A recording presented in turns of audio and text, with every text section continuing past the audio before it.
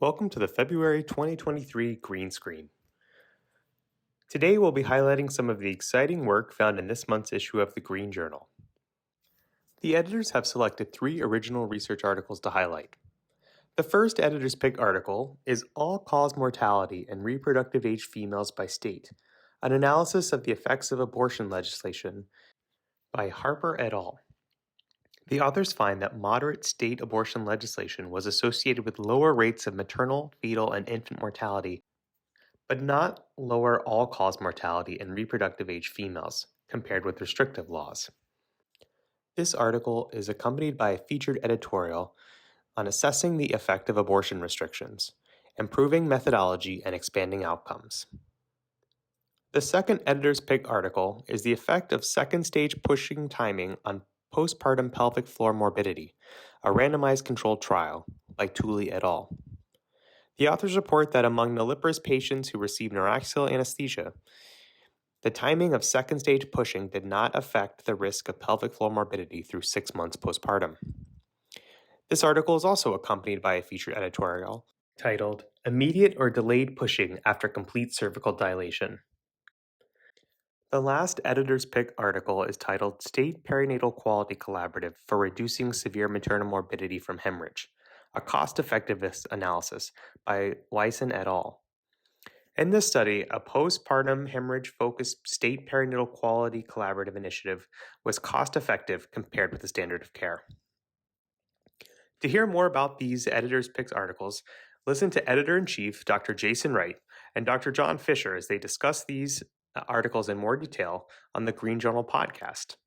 You can download it from the Green Journal website or wherever you find your favorite podcast. Every month, the Green Journal selects articles and prepares structured questions to facilitate discussion among a journal club.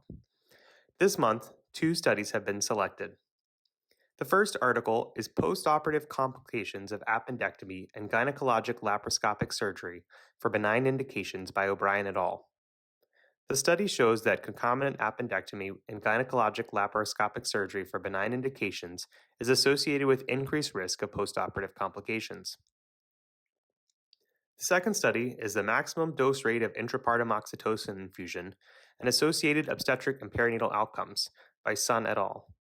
The authors find that most nulliparous patients undergoing labor augmentation who were exposed to an intrapartum oxytocin maximum dose rate that exceeded 20 millunits per minute delivered vaginally and experienced no significant differences in obstetric and perinatal outcomes.